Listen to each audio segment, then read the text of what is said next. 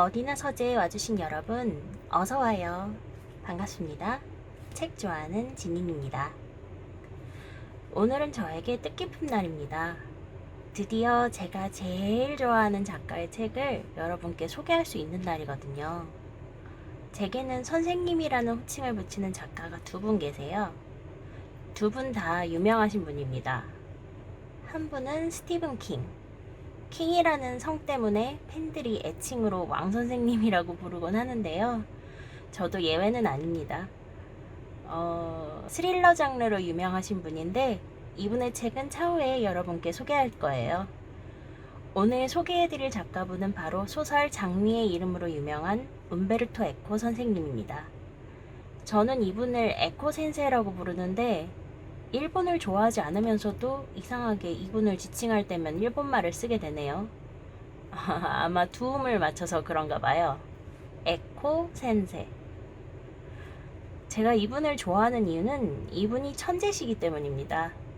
이분의 전문 영역은 크고도 넓어서 대중문화부터 기호화까지 다방면을 아우르는 무지막지한 능력을 자랑하신답니다. 기호학이라 하면 제가 대학 다닐 때 시쳇말로 삐똥 싸면서 공부했던 기억이 나는데 그저 감탄할 따름입니다. 이분의 책은 보통 열린 책들이라는 출판사에서 나오는데요. 워낙 다작하신 분이시라 돌아가신 지금도 책이 계속 나오고 있는 중이죠. 대표작은 숀 코너리 주연으로 영화화까지 이루어진 장미의 이름이지만 연호와 여행하는 방법 등의 수필이나 미의 역사, 추의 역사 등의 인문학 서적, 심지어는 동화책까지 내신 바 있습니다. 하지만 오늘 소개해드릴 책은 이런 책들이 아니라 대담집입니다. 에코 센세와 장 클로드 카리에르라는 프랑스 소설가, 두 거장이 만나 책과 책이 아닌 모든 것에 대해 나눈 대화를 정리한 책이죠. 짜잔. 짠. 책 표지는 동화같이 말랑말랑해 보이지만 속을 들여다보면 위스키처럼 묵직하고 리큐르처럼 짜릿한, 커피로 치자면 티오피 같은 지식의 정수들이 꽉 들어차 있습니다. 이 설명으로 감이 오시겠지만 절대 쉬운 책이 아니에요. 아니 어떻게 이렇게 대화를 할 수 있지 싶을 정도로 오고 가는 대화 속에 지식이 폭죽처럼 터집니다. 하다못해 농담도 학구적으로 하시더라고요.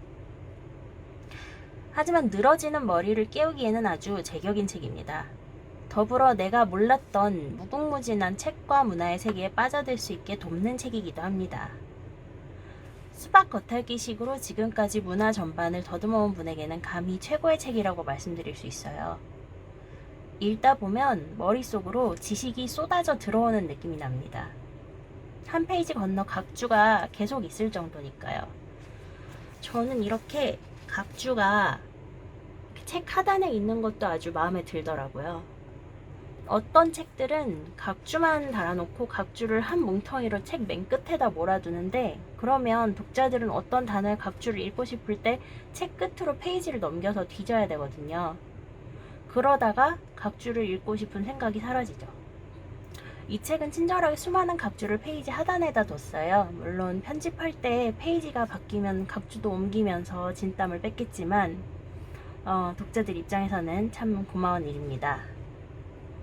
이제 진짜 책 이야기로 넘어가 보죠. 챕터 제목도 흥미로워요. 과거에 대한 우리의 지식은 천치들, 멍청이들 혹은 우리의 적들이 준 것이다. 이 챕터에서 에코 센세가 하신 말입니다. 읽어드릴게요. 사실 하나의 출처에 의지하여 과거를 재구성하는 일은 절대 삼가는 게 좋습니다. 어떤 종류의 텍스트들은 시간적 거리가 있으면 해석이 불가능해지니까요. 난 이 주제와 관련하여 아주 재미있는 이야기를 하나 알고 있어요. 지금부터 약 20년 전에 미국 항공우주국인지 아니면 다른 미국 정부 기관인지는 잘 모르겠는데 여하튼 이들이 앞으로 1만 년 동안, 천문학적인 시간이라 할 수 있겠죠, 방사능을 방출할 수 있는 핵 폐기물을 어디에다 묻어야 하는지의 문제로 고민했답니다. 그런데 문제는 폐기물을 묻을 장소를 어디선가 찾아낸다 하더라도 접근을 금지하기 위해 그것 주위에 어떤 표시를 해놓아야 하는지, 그런 거였어요. 지난 2, 3천 년 동안 우리가 해독의 열쇠를 잃어버린 언어가 한둘이 아니지 않습니까? 만일 5천 년 후에 인류가 사라져버리고 먼 외계에서 방문객들이 온다면 이 외계인들에게 그 문제의 지역에 들어가서는 안 된다고 어떻게 설명해야 할까요? 그래서 미국 기관의 전문가들은 언어학자이자 인류학자인 톰 시비오크로 하여금 이러한 난점을 해결할 수 있는 의사소통 형태를 연구하게 했습니다. 시비오크가 가능한 해결책들을 모두 검토해본 끝에 내린 결론은 그것이 탄생한 맥락 외부에서 이해될 수 있는 언어는 심지어는 그림 문자도 존재하지 않는다는 것이었습니다. 우리는 동굴 속에서 발견된 선사시대의 도형들의 의미를 확실하게 해석해낼 수 없습니다. 심지어는 상형 문자로 표현된 언어도 진정으로 이해될 수는 없죠. 시비오크가 생각하는 유일한 가능성은 어떤 종교 조직 같은 것들을 만들어 그 가운데에 어떤 금기를 이어가게 하는 것이었습니다. 이것은 건들지 말 것, 혹은 저것은 먹지 말 것 같은 금기 말입니다. 금기란 세대가 바뀌어도 계속 전승될 수 있는 것이니까요. 나는 다른 아이디어가 있었습니다. 뭐 그렇다고 해서 미국 우주항공국에서 돈을 받은 것은 아니고 그냥 나 혼자만 해본 생각이었죠. 그게 뭐냐면 폐기물을 묻되 매우 희석된 상태, 즉 방사능이 아주 약한 상태의 폐기물을 맨 위층에 두고 점차로 방사능이 강한 층들을 깔아나가는 겁니다. 만일 외계인의 실수로 그 폐기물에 손이나 혹은 손처럼 사용하는 다른 기관이 닿는다 하더라도 그는 단지 손가락 한마디를 잃게 될 뿐입니다. 만일 더 해본다면 손가락 하나를 잃게 되겠죠. 하지만 그가 더 이상 고집을 부리는 일은 없으리라고 확신할 수 있습니다.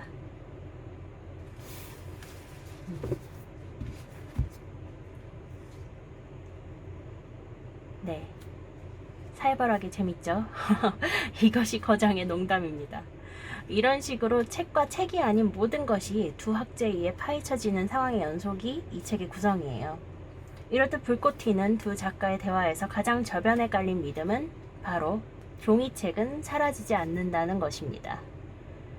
예전에는 그랬었죠. 인터넷이 발달하고 VOD가 쏟아지고 활자보다 영상을 보는 세대가 중심이 되는 시대가 오면 그러면 종이책은 사라질 것이다.